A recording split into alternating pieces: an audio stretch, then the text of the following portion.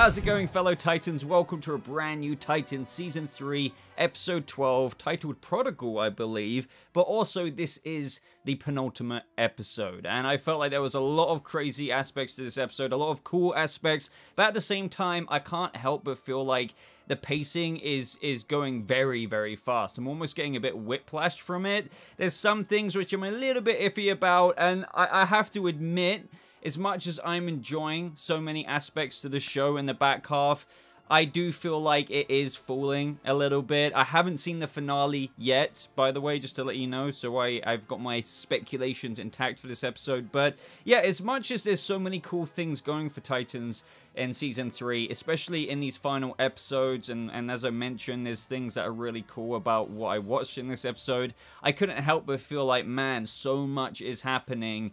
And also, some of the things that are happening, I just question a little bit, if you know what I mean. So let's get into the details of this episode. I just want to be really candid when I talk about this. Despite this show still being very entertaining, don't get me wrong, things can still be very entertaining, albeit while seeing all the potential flaws and critique in it. So I'd love to know what you guys are thinking on these final episodes of Titans. And this picks up right at the end of last episode, with Raven feeling as though Dick is dying. She says she can feel it, but it just kind of made me feel like, what was that scream at the end of last episode? I was thinking that maybe she would have teleported him somehow, or, you know, whatever. It doesn't really matter, but if you guys remember one of my apprehensions, if anything, I didn't want Dick to go into the Lazarus pit. I just... We'll get into a few of the details as to why. It's not like I didn't find it cool. I just feel like, you know, it starts to open a little bit of an issue. And we will get to that when we get to that. You might not feel the same way. Completely fair enough. But don't get me wrong as well. I loved seeing Gar after 12 episodes, ladies and gentlemen, transform into another animal, and we all saw it coming. It was a bat. I'm happy that the CG was really decent on it as well. I feel like they could have done this a little bit earlier with a few reviews back. As I detailed, I felt like they could have had him change into a bat in the episode of the GCPD struggle. He could have flown out the window, but other than that, it was really cool with how the bats, you know, levitated Nightwing and then dropped him off into the Lazarus pit a little bit later. And they also gave somewhat of a reason as to why he hasn't been changing, and it only tends to happen when he's in a very fearful state and whatnot. So they gave a little bit of logic about, you know, how Beast Boy changes, why it necessarily kind of hasn't happened thus far. But I'm not gonna lie, I do feel like they could have still shown it a couple more times this season. I know it does cost budget and whatnot, and this line was used this episode to kind of explain away why it hasn't happened yet, but it's like, yeah, you kind of only included that line in there because you didn't want him to change previously because of budget reasons or whatever, right? But yeah, I don't want to be that kind of kid to be like, hey, just as you get something, you're complaining about it. It's not like that. I just feel like we could have had Beast Boy change into something else this season. 12 episodes. Up next, we cut to the Batcave, where we find the Jonathan Crane, who has more or less really brought about his Scarecrow side. Like, this isn't necessarily a duality to Scarecrow situation anymore between Jonathan and Scarecrow. He is more or less the Scarecrow, and that was symbolized last episode with the, you know, cuts that he put into his face. And here, he even has his little scythe that is attached to a chain. I like that little kind of more mobile version of it, with how he can somewhat whip it away. This turned into a little bit of a creepy scene with how he was talking to Jason about how Gotham will be saved, but first it needs to be destroyed. Now, Jason was, you know, that conversation got brought about because Jason was just like, well, I've done everything kind of thing, and, you know, I thought we would say that Gotham would be saved. And the only thing I'm not so keen about here is, you're only just realizing now, Jason, that this was kind of the end game, if you know what I mean, because Crane was just like, yeah, we'll save Gotham, and I suppose, you know, that was one thing that Red Hood was clinging on to, plus, on top of him having nothing left. Do not worry, I'm not getting rid of all of that context. I'm just saying, it's like, well, now he's starting to think, well, screw you, Crane, again. I know he has said that before, but in this moment, Jason did literally say the line, I thought you said I'd be a savior, I won't help you destroy this city. But, like, that's, I don't think Scarecrow has ever really kept that from Jason. Either way, though, Scarecrow in this moment starts attacking Jason. I did enjoy this, but I can't help but think, Jason, you literally have pistols equipped, so why aren't you just... This is where things do start to, like, become an issue. Like, I can't deny it. Like, think about this in a very logistical way. Batcave, scene with two characters, Scarecrow, Jason. Jason's pretty much done with Crane kind of at this point, especially after learning that he wants to destroy the city before it can be saved. You have two guns on you. You're getting attached with a very mobile type sharp scythe, and you don't shoot him. I just feel like, you know, and this more or less just kind of left Jason and Crane somewhat separated, and I'm not even joking, like, that is it. Even way towards the end of the episode, like, Scarecrow saying, like, to Barbara and whoever or whatever, just saying, you know, I've lost my partner and stuff. It doesn't really matter to him because he's on top of the food chain now. He's in the Batcave. He's got freaking GCPD officers coming into the Batcave, which, by the way, I have a really big issue with that in of itself, which popped up right towards the end of the episode with his little delivery. This is what I mean, guys. Like, as much as I'm enjoying Titans, I just feel like there's a whole plethora of somewhat issues that are cropping up now, and I think it's frustrating to someone like me because sometimes I do think in a writer's room and whatnot, why don't you think of these things? Just things like that, and I feel like they're cropping up more and more now. I hate to be a party pooper, I really do, but like, in this moment, getting back to the point, that's it between Jason and Crane, I guess. Like, he's off in the streets later, just firing his gun into the air, being like, oh, you know, Red Hood's back, baby, or motherfucker, or whatever, and that's it. So, okay, it's just like, so why did you take Crane down before you left the Batcave? It's just things like this. They're just not really adding up to me. The constructive criticism I have here with the final, I would say, 5 to whatever episodes of the season, they just need to make their execution a lot more organic. I feel like that is the biggest kind of pitfall of the back half of Titan Season 3, is just somewhat, some of the execution is way too artificial and contrived to get to certain parts. As I've somewhat mentioned already, starting with what felt like when Jason ran away from Tim Drake, it's like, you know, and how we just picked up in the episode after the Underworld episode with, you know, he's just back with Scarecrow. I know there is nuance and context there, but still, they needed to give us a little bit more of organic scene to bridge that gap between him going back to Scarecrow, and it feels like that kind of artificial execution and skip over, if you will, has just been pasted onto several things since then up until this episode, which has unfortunately felt like the back half hasn't been as organic with some of the things they wanted to get to from point A to be. Now, my next bullet point goes to talk about Donna with Tim Drake's family and whatnot, making sure everyone is armed, and how Tim eventually, you know, announces that Nightwing is dead because people, jackasses, are taking selfies with Nightwing's corpse in the street, which is pretty rough, but I guess a very Gotham thing to do, especially when Gothamites think that, you know, the Titans and Nightwing are to blame for their current predicament in the city. You know, Tim goes on to talk about how he doesn't want to give up on Gotham, he wants to save it. I like how we have the very optimistic Tim Drake, future Robin here, with his mum saying, I believe there's nothing to save, and he's like, not if we give up, you know, and that is, well, yeah. I love, one thing I love about this season is the addition of Jay Lacargo. He's absolutely fantastic, and I can't wait for season 4 to get into his arc. But talking about Donna and Tim just in general here, this is yet another thing that the show, this kind of personifies what I was talking about just a couple of minutes ago. And I know this sounds like a bit of a negative review, but I think by this point, getting to the penultimate episode of the entire season 3, it's kind of warranted, you know? Like, if there's problems, I'm not going to call them out, you know? And here we are, bringing up Donna again. Here, I know she hasn't, and I was waiting for her to rendezvous with Nightwing again to tell him about Bruce and stuff, but when you look at it in just a zooming out of the show, we had Donna Troy save Bruce Wayne, and it's just like nothing's happened with that. It's just like we have no idea how she got there. There was no portal that just magically made her appear wherever frickin' that Wayne castle was when she got back. It's just like, what was that? Do you see what I mean?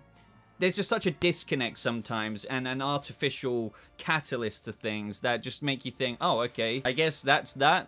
Titans, I guess, and that's, I think, one of my biggest problems. Even if we do get Donna talking about the whole Ian Glen, Bruce Wayne castle scene, and how she got there, how she even traveled there, and whatever happened after that, it's just these disconnects that are happening a little bit way too much in this season that is becoming a bit frustrating. We also have Barbara in jail, and I was really missing Savannah Welsh, just I'm sure a lot of people were, because I know a lot of us are really big fans of this take of Barbara, and she's, well, yeah, she's in jail, much to my frustration. I know some people were saying it's procedure. You can't get really higher than police commissioner of a city, and she is commissioner, so when she got arrested for the whole time when she was saying stand down, every GCPD officer and detective was ignoring her. She then said, put your gun down to the dirty cop. He literally ignored the chain of command again. So it is really hard for me to see and understand as to why she is arrested. But either way, what I did love about this scene is how, you know, Crane is just talking to her. At this point, no, I do believe it in the sense that Crane completely owns the GCPD, especially when they're literally delivering him Scarecrow fear toxin to the bloody Batcave later. And yeah, Barbara is just awesome. She does learn about Nightwing's death, which kind of breaks her a little bit, understandably. She's been out of action for a few episodes now, which is why I really missed the character. But, you know, skipping forward to a little bit later, I like how we have the dirty cop arrive and she completely knocks him out, and then she managed to escape just in time to get down to Oracle. I guess her last option is to try and turn on Oracle again. Even though it was completely deactivated, I'm guessing she's going to have to try and bring it online again to help out. Even though Scarecrow, I don't know how they're going to execute this. I hope it is believable, because we can't forget that beforehand, when Oracle was online, Scarecrow did have access. So I am quite intrigued as to what Barbara's planning here, because if she does bring it back online, which I'm guessing is going to happen, what's going to be the ace up her sleeve? Like, what is Oracle going to do? Because we know where Scarecrow is. He's in the Batcave. So what do you guys think that Oracle's going to pull out the bag in the last moment? So back at the Lazarus Pit, we have Dick going on a little bit of a purgatory journey of his own. I did find it a little bit strange in how, you know, they made the Lazarus Pit seem out to be like, oh, it might not even revive him. Like, usually the Lazarus Pit is like a get out of jail free card. You know, fair enough if you want to come back from death the way Donna and Tim Drake did. Like, that's when you're genuinely dead. Like, this season's been a bit whack in terms of death, if I'm being really honest here, because think about it, death almost really doesn't matter on this show, because the Lazarus Pit can bring you back, right? It should bring you back regardless. Now, we'll revisit that, because it technically might not, when it should.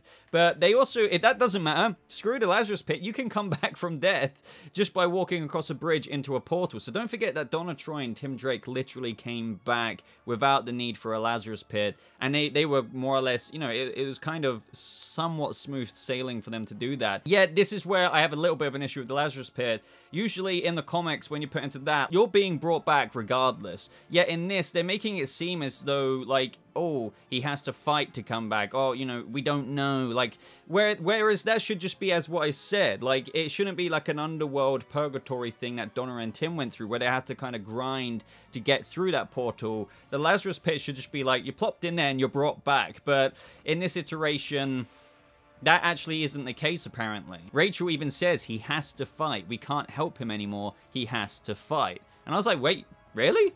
No, that's not really usually how the Lazarus Pit works. I don't really know what I'm getting at here. I think it's just a bit weird to me how they have this magical pit of water that is meant to bring you back like that, but they're saying that it's kind of a bit of a struggle and you have to fight to come back, meaning that you might not come back if you don't fight or get through whatever you need to get through. And okay, put that to the side. If that doesn't apply, you can get back a whole other way through the underworld and just jumping through a little portal. So, do you see what I mean? I feel like there's not much distinguishing the Lazarus Pit to normal death, because you can just get back through normal death as well. Now, I really did like these trolling scenes, because it's kind of like the little voice on your shoulder, almost. The one who somewhat fills you with doubt, and kind of, it's like self-scrutiny. So Dick goes through this journey that has Scarecrow somewhat taunting him, saying that, you know, Bruce Wayne wasn't your father, you were the son of John Grayson, and how disappointed he would be in you. There was a montage of Dick Grayson's failures, Donna's death, Jason leaving, Jason falling, all of these moments that kind of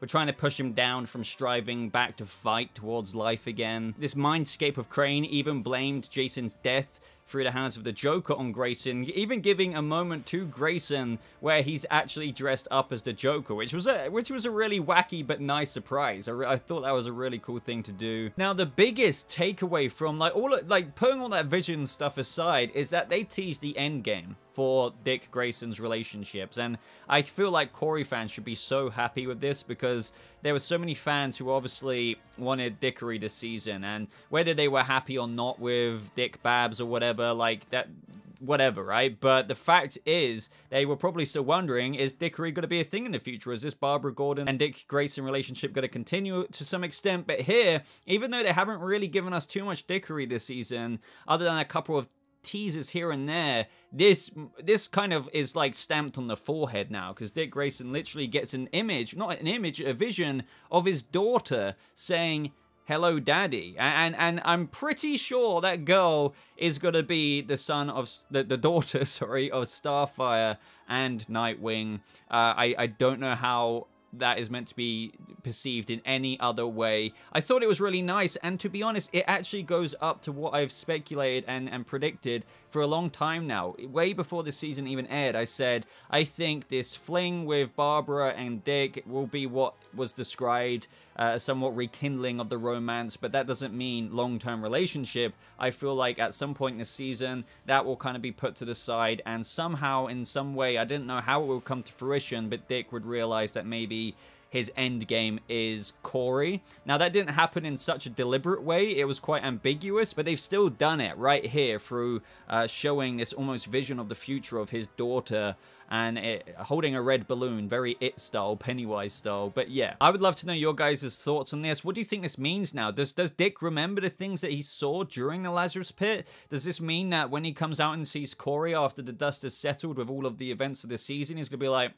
I know where we're headed, you know, and he looks at her in maybe a bit of a different way, because he knows that somehow inside him that he knows he's gonna have a daughter with her one day because of that vision. I don't know. Like, I want to know what this means for the character having woken up from the Lazarus Pit waters. And so with the final crane taunt, if you will, Dick replies, nope, there's still time to change him, and he literally fights back through literally fighting back and punching through the Lazarus Pit waters, but in Titans fashion. Look, I'm sorry to be a party pooper or whatever, but this doesn't make any sense. He comes out of the freaking Lazarus Pit, having gone in there in the Nightwing suit and costume, and coming out in typical Dick Grayson everyday wear. Like, he's in his Dick Grayson jacket and everything, his jeans. It's like, look, this is probably a nitpick, but this is almost an obvious one, because we saw him go in there in a suit, and then he comes out in his Grayson jacket and just usual Dick Grayson get up.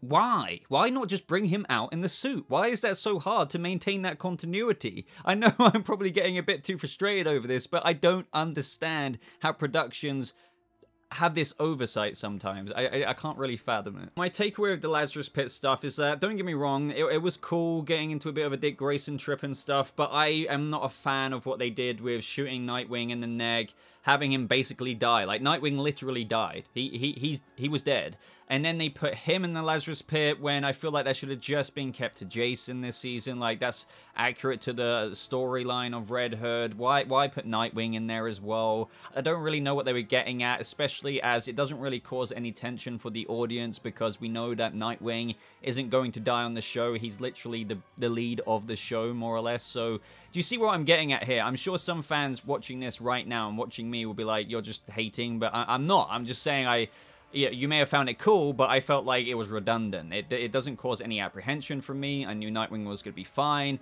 I feel like putting him in the Lazarus Pit after Jason also takes away from just that. I feel like the quality and coolness of the Lazarus Pit, and you know, there doesn't seem to be any repercussions of the Lazarus Pit in this iteration, where usually it does make you a bit unhinged and whatnot. And I felt like they could have still pulled that out the bag this season through making that a thing for Jason, and that would have also given him a little bit more of leeway to be like, oh, let's see, that's why he's also psycho as well, because the Lazarus Pit waters do something like that. But obviously that's probably not the case, because I doubt Dick Grayson's going to suffer from any adverse effects from the Lazarus Pit. So you see where I'm going with this. I just felt like it was more or less redundant. This just probably didn't need to happen. And furthermore, the last thing you can just take out of this is that they've made death a little bit of a very tropey thing on the show. Like, as I said, the Lazarus Pit, I feel, is just as, if not, it's almost less effective than just coming back from death through jumping off the train. You may as well, I would rather jump off the train and walk over the bridge than literally go into the pit of rebirth. So it just makes me feel like the Lazarus Pit is a little bit less cool now, because they've almost over-milked it a little bit, when I feel like it should have just been left to Jason. Let me know if you feel the same way. Also, when Grayson wakes up, the dialogue's a bit strange, because he's just like, I guess he's reinvigorated with his this conviction for helping Jason and the Titans, but just the line of him saying, you know, find Connor, make sure he's okay in the abandoned control room, unite the Titans, and it's just like, Dick, You didn't have to do any of that in the first place. Like, you could have taken Superboy with you. This is a big thing that fans put in the comment section. Subscribers, you guys of last week, it didn't add up. It just didn't. And now it's just like, right, unite the Titans, family time. We're gonna do this. It's just... This is what I mean about organic versus artificial. It's not been organic enough, unfortunately, to make that very line of dialogue kind of come out in the way I think the writers wanted it to happen. Also, I just kind of... I don't mean to keep laying this on unless I'm stupid. And I know someone in the comment sections would be like, but he was... Somehow he maybe... to be honest, I don't even know how you'd explain this one. But when Rachel and Gar were like, yeah, but where? Where do we take them? And it's just like, he said, take them to Donna.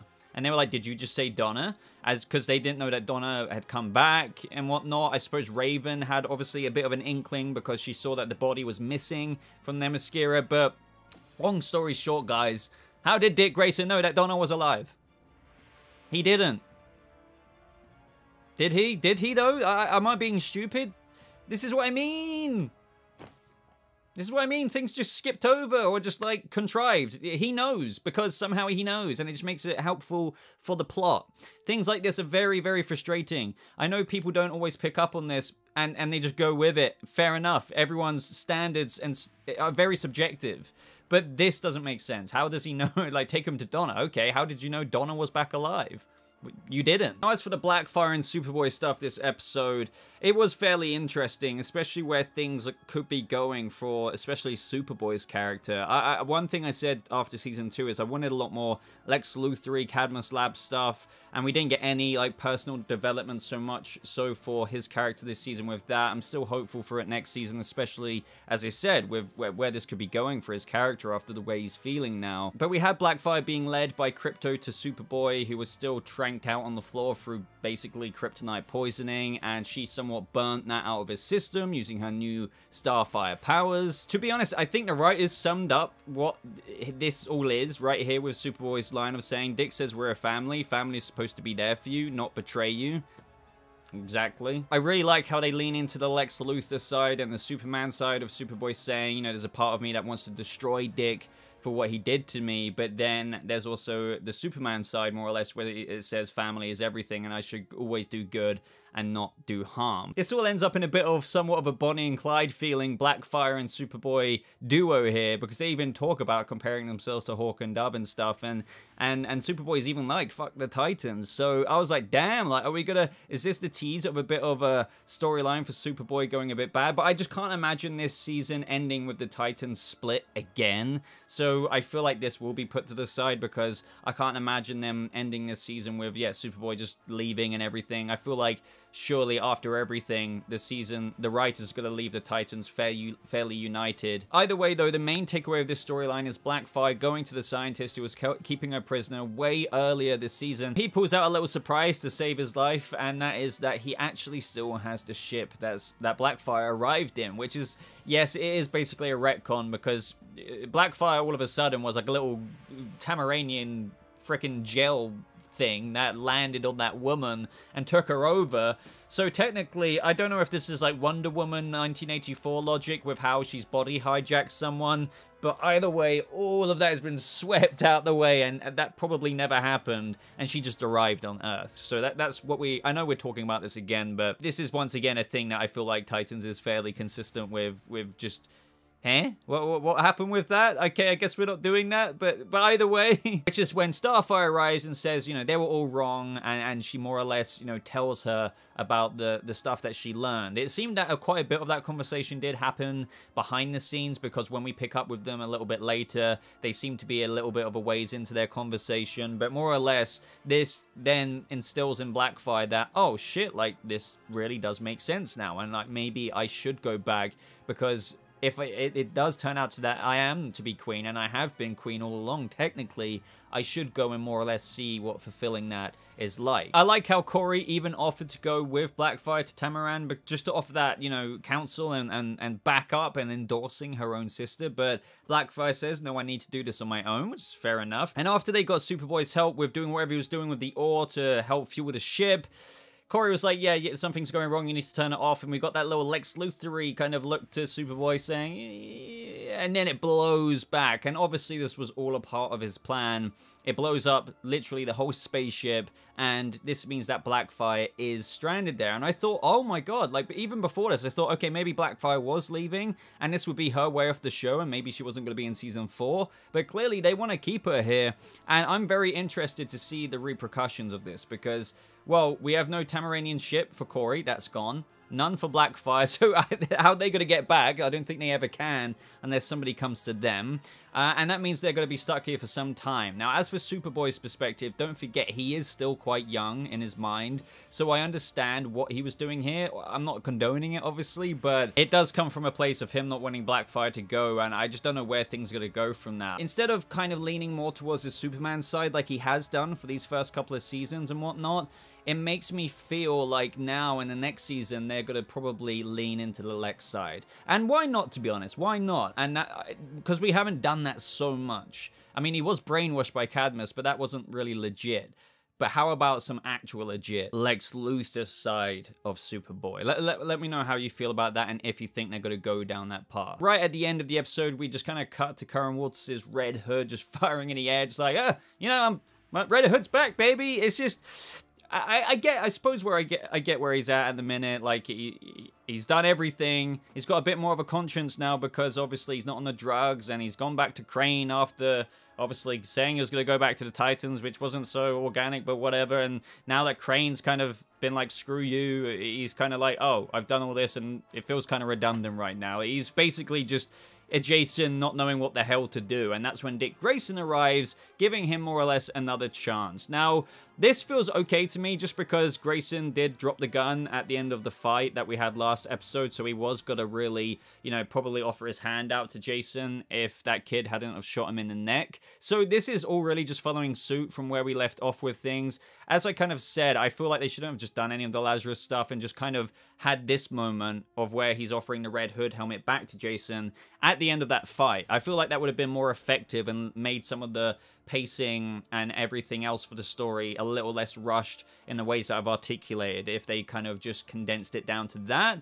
But more or less, they somewhat join forces again. I like that there is repercussions for Jason because Dick does say, no, you'll never be a Titan again, but you can help me save Gotham. Now, we learned through Jason and Dick talking that years ago, Crane sent a poem to Jim Gordon with clues about an attack on Gotham with a chain of explosives to release his fear toxin. And Bruce took those weapons to the Gotham Armory for like study, and it seems that he has quite a few other really cool trinkets in there as well. I think, if I remember from the top of my head, weren't there a bunch of like penguin umbrellas, or wasn't there like a wind-up Joker like chattering teeth and stuff? There was even a Riddler cane, and it's almost like an extended area of where he's just looking into some of the rogues galleries weapons through their times going back and forth together to it's kind of like reverse engineering almost, or just to kind of scope out what his rogues gallery are up to with their weaponry. And I thought that was a really nice touch because I feel like Easter egg wise and fan service wise, they've gone above and beyond to give us cool little Batman rogues gallery Easter eggs this season. But left behind was that little poem book, kind of as a little bit of a flex from Jonathan Crane, because it turns out that the GCPD officers and armored officers or whatever had already delivered, I believe, was it the explosives and the fear gas to the Batcave? Now, okay, so endgame is that he's basically ready to deploy his original plan that Batman thwarted with Robin all of those years ago. Now, yes, a little bit of an issue I have here is that I was talking about, I'm completely fine with Scarecrow having free reign to the Batcave and whatnot, but usually when that happens, he probably wouldn't be the type of villain to go back into Arkham. Usually those characters die if they know such intricate details of the Batman's Batcave and stuff. So I always thought that maybe Crane was going to bite the dust this season, maybe in a predictable way through Jason killing him or something. Who knows really what's going to happen there. But now they've gone and done and put frickin' GCPD officers in the Batcave. So now we have multiple citizens. I don't know how many were there from the top of my head, but we just bear this in mind. We have multiple citizens who know that Wayne Manor has a Batcave in it, and probably Bruce Wayne is Batman, and, I just don't like this. Like, I don't know if they're going to address this, or if every single one of those cops are going to die. Probably not, though. This is what I mean. These are the kind of oversights that happen in this show. And as a fan, to me, I don't like knowing that there's GCPD people out there who know that there is the Batcave in Wayne Manor and all of the details that now come with it. Like, that's kind of crazy to me. So guys, I did enjoy this episode. I just feel like Titans is dipping off a bit in its kind of execution of the story they're trying to tell at the end of season 3. There's so many parts I enjoy to this. Like, I'm looking forward to the somewhat maybe predictable outcome we're going to get to in the next episode, the finale. Like, you can feel like Jason, Red Hood, Nightwing, all of the Titans are probably going to be united together and stopping Jonathan Crane. And I get that. I just feel like the way they've paved this path to this final episode, it started off mega strong. In the middle, it was like, okay, all right, you know, it's not necessarily interlude, but, you know, it was decent. I was looking forward to see where it goes. But I feel like basically when Lady Vic and all of that stuff happened is where things started declining in quality a little bit. You know, that's when I started noticing, like, how does Lady Vic really know who Barbara is? I know people like to make up excuses for that, but there really isn't one. Her identity was intact. And, you know, then it kind of, you know, proceeded into other things that felt contrived. And it kept going like that when I felt like the first 3 or 4, no, I think 5 episodes were really decent. I think episode 5, the flashback episode, was probably arguably the best written one.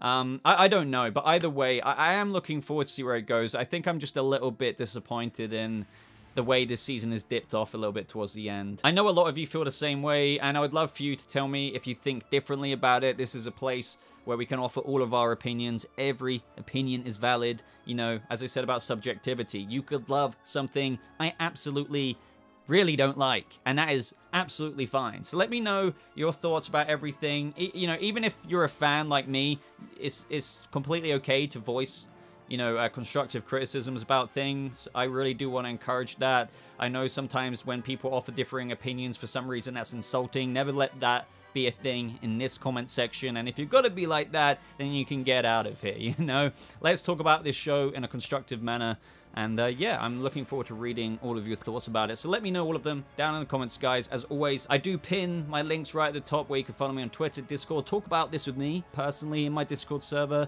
or over Twitter or Instagram or something. Other than that, like this video, do subscribe if you aren't subscribed already to make sure you stay up to date with videos, because DC fandom is going to be a crazy week on this channel. But everyone, let's hope that the finale really does knock it out the park and sets up a solid season 4. But I'll see you Titans in the next video.